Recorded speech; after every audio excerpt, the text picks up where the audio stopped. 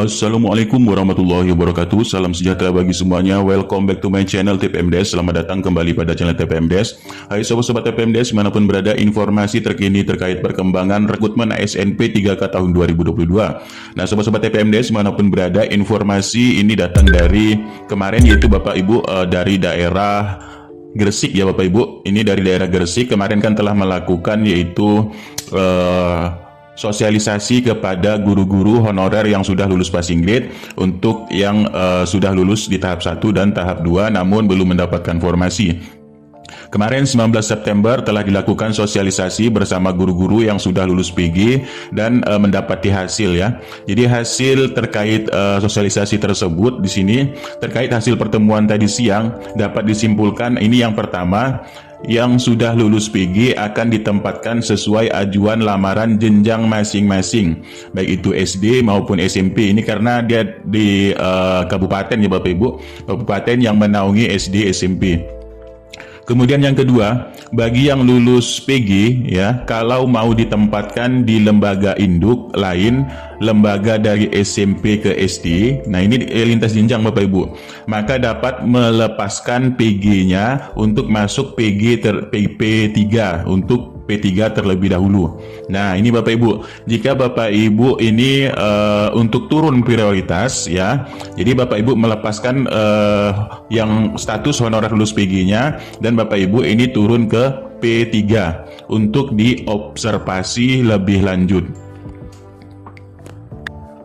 Lalu untuk poin yang ketiga, ini untuk daerah Gresik ya, dari 186 yang sudah lulus PG, jadi 102 orang sudah dapat formasi Bapak Ibu dan penempatannya dan mendapatkan penempatan. Untuk 84 orang Bapak Ibu yang belum dapat formasi penempatan akan diikutkan pada tahap berikutnya. Nah ini Bapak Ibu ya. Kemudian yang poin keempat, observasi ini dilakukan dengan melibatkan dinas, kemudian kepala sekolah dan BKP SDM serta pengawas sekolah. Dan poin kelima, untuk pengambilan keputusan terkait yang sudah lulus PG masih menunggu juknis lebih lanjut karena belum ada juknis. Nah kemudian ini bukan belum ada juknis Bapak Ibu ya, tapi juknisnya ada tapi belum disosialisasikan karena tanggal 22 ini baru mulai untuk disosialisasikan. Dan poin keenam, untuk penempatan yang sudah lulus PG kategori P1, P2, P3 ini ya, akan dilakukan melalui aplikasi secara otomatis. Nah ini akan terdeteksi melalui aplikasi secara otomatis, yaitu realisasinya masih menunggu program dan juknis dari pusat.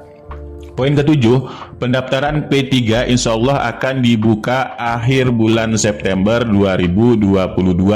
Ya, jadi akhirnya kita tidak tahu ini tanggal berapa, tapi dia untuk di akhir ya pendaftaran untuk yaitu yang observasi P3 Bapak Ibu ini di akhir September.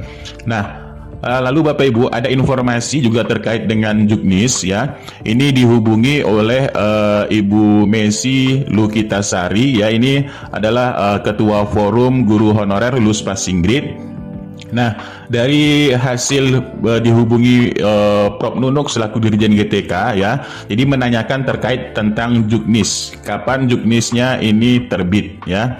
Jadi menurut Prof Nunuk Suryani juknisnya ini sudah ada. Jadi bertanya lagi Bu Messi di sini ya. Jadi minggu ketiga atau minggu keempat untuk di fixnya. Jadi juknisnya menurut Prof Nunuk sudah ada dan besok pagi ini sudah mulai disosialisasikan ke BKP SDM. Nah ini Bapak Ibu ya. Jadi sosialisasikan ke BKP SDM untuk masalah juknis atau jutlaknya. Jadi di sini Bu Messi menyebutkan siap menunggu informasi resmi. Nah Bapak Ibu ya, ini adalah terkait tentang juknis. Katanya di sini menurut dari Dirjen GTK yaitu juknisnya sudah ada dan mulai disosialisasikan kepada pemerintah daerah Bapak Ibu, yaitu BKP SDM ataupun kepada BKD-BKD-nya. Nah ini Bapak Ibu ya informasi dari Dirjen GTK Prof Nunuk Suryani. Nah selanjutnya Bapak Ibu, ada juga saran-saran dari rekan-rekan forum-forum guru honorer Bapak Ibu ya. Jadi di sini bisa Bapak Ibu ambil, bisa tidak diambil ya. Jadi tapi kita melihat dari bagaimana skema untuk tahun 2022 untuk P3K ini. Nah, di sini ada saran terkait dengan mekanisme ya. Jadi untuk yang lulus PG ini tidak pilih formasi ya, langsung penempatan dari by name di Dapodik. Nanti klik yes jika bersedia, nanti mengisi DRH dan pemberkasan usulan NIP dan SK. Jadi sudah ada sistem yang mengatur untuk mendeteksi untuk P1, P2, P3, dan pelamar umum. Nah, untuk pengisian di portal akun SSCSN nanti sarannya bagi guru negeri atau swasta yang PG 2021 tidak dapat kuota tapi ada penempatan atau tidak ada penempatan masuk waiting list, lebih baik klik yes karena kesempatan tidak datang 2 kali. Nah, ini terserah Bapak Ibu ya. Jadi ini hanya ada saran saja, apakah ingin masuk ke prioritas, turun prioritas atau tetap menunggu formasi di tahun berikutnya. Nah, kalau pilih yes bersedia karena pengangkatan secara bertahap sampai tahun 2023 atau sampai tuntas ya. Tapi kita tidak tahu untuk kebijakan ke depan ya, tapi secara skema saat ini memang jika klik yes berarti akan menempati atau menduduki tempat yang sekarang dengan status yang masih yaitu belum mendapatkan formasi. Nah, untuk waiting list ya bagus sambil menunggu ada yang pensiun atau mutasi dan lain-lain sebagainya. Nah, saat ini data yang fix untuk Juknis sudah ada di BKD masing-masing. Ini setelah Rakornas kemarin. Kemudian tahap selanjutnya penerbitan SK sesuai kebijakan instansi daerah. Untuk penganggaran yang lulus PG P1 2021 sudah ada untuk anggaran. Tinggal Pemda provinsi atau kabupaten kota mau tidak atau cepat lambatnya mengeluarkan SK. Dan BKN pusat sudah punya sistem yang canggih, terintegrasi dengan Kemendikbud, Kemenpan di portal SSCSN. Jadi otomatis data-data lulus PG P1 2021 ini dikunci oleh Panselnas dan akan terbuka di portal akun SSCSN nanti bersamaan dengan Juknis dan di situs yaitu Guru PPK Kemendikbud Go ID secara serentak Bapak Ibu. Nah, untuk kepastian kita tunggu Juknis resmi untuk launching di akun SSCSN situs guruppk.co.id itu minggu ketiga, minggu keempat September 2022. Nah, jadi Juknisnya ini sudah ada, tinggal di launching saja untuk peserta ya. Kalau untuk yang ke mekanisme atau ke BKD atau BKPSDM-nya, Juknisnya sudah ada di mereka masing-masing. Nah, ini hanya saran saja Bapak Ibu ya. Jadi Bapak Ibu bisa memikirkan lebih jauh lagi terkait hal ini. Nah, selanjutnya seperti kemarin Kemendikbudristek ini telah mengundang yaitu untuk rapat koordinasi terkait mekanisme ya. Nah, ini tujuan dari rapat koordinasi adalah menyampaikan teknis pelaksanaan seleksi calon P3K tahun 2022 yaitu sampai dengan tanggal 28 September 2022. Nah, ini Bapak Ibu ya. Ini sudah kami jelaskan kemarin, Bapak Ibu silahkan download ya. Ini siapa saja yang diundang dan untuk yang diundang Bapak Ibu ya. Jadi yang diundang adalah di sini pengawas sekolah, koordinator pengawas sekolah atau satuan pendidikan ya yang memiliki formasi usulan prioritas 2 dan prioritas 3. Artinya Bapak Ibu, ini untuk khusus daerah-daerah yang memiliki kuota formasi untuk prioritas 2 dan prioritas 3.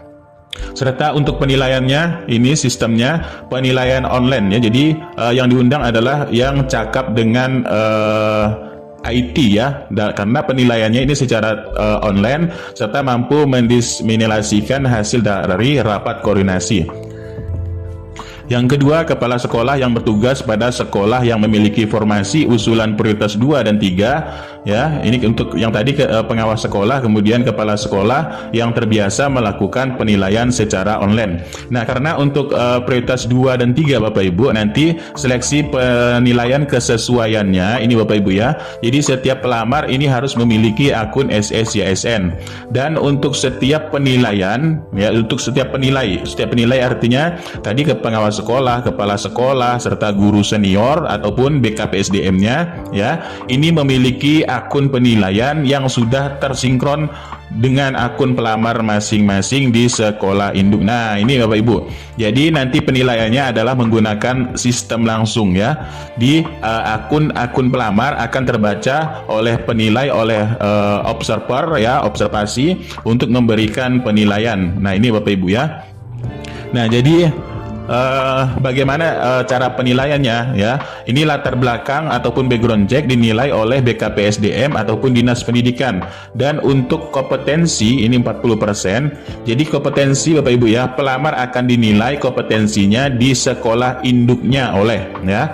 Nah, di sekolah induknya oleh kepala sekolah, guru senior, dan pengawas sekolah Bapak Ibu ini ya. Kemudian untuk kinerja, jadi pelamar akan dinilai kinerjanya di sekolah induknya ya, di sekolah induk Bapak Ibu masing-masing oleh kepala sekolah, guru senior, dan pengawas sekolah. Jadi ini sudah menggunakan sistem penilaian, apa-apa yang akan dinilai ya, sudah Bapak Ibu bisa lihat nanti. Untuk yang dinilai adalah untuk terkait kompetensi, terkait kinerja Bapak Ibu ya. Kemudian background check, latar belakang, ini terkait dengan masalah tidak terlibat dalam obat-obatan dan sebagainya Bapak Ibu ya. Nah, ini adalah untuk penilaian dari untuk prioritas 2 dan prioritas 3. Nah, lalu untuk rakor tersebut, rapat koordinasi tersebut apakah akan berpengaruh yaitu pada jadwal ya. Nah, karena Bapak Ibu ini adalah lini masa. Lini masa ini sifatnya secara tertatib ya Bapak Ibu ya. Jadi semua guru yang akan melakukan yaitu atau peserta yang akan melakukan pendaftaran, otomatis semua pendaftaran ini diikuti oleh setiap pelamar ya, pendaftaran ataupun pendaftar ulang ataupun login ulang ya.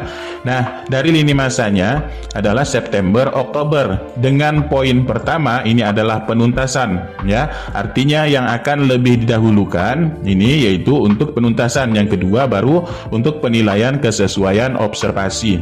Observasi ini kemungkinan di Oktober, tapi untuk pembukaan akun di SSCSN-nya ini berbarengan semuanya Bapak Ibu ya. Ini di akhir September.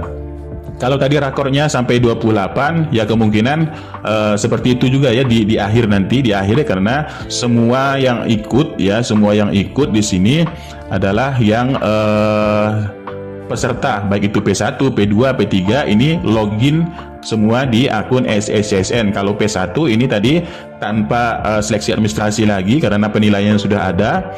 Untuk yang kesesuaian ini penilaian, kemudian ini nanti pelaksanaan yang untuk CAT UNBK. Nah, ini Bapak Ibu ya. Artinya di sini Bapak Ibu di akhir September ini mudah-mudahan bisa cepat terlaksana ya. Kalau seperti itu kemungkinan ini pendaftaran ulang ataupun loginnya ini di akhir September. Jadi kalau untuk masalah pelaksanaan ini tidak berpengaruh ya Bapak Ibu untuk pelaksanaan, tapi kalau untuk SSCSN ini berpengaruhnya pada penjadwalan dari yaitu BKN ataupun Menpan RB. Nah, itulah sedikit informasi, kita tunggu informasi selanjutnya, mudah-mudahan sedikit bermanfaat. Kurang lebihnya mohon maaf, billahi taufiq wal hidayah. Assalamualaikum warahmatullahi wabarakatuh dan salam sejahtera bagi semuanya sobat-sobat TPMD dimanapun berada.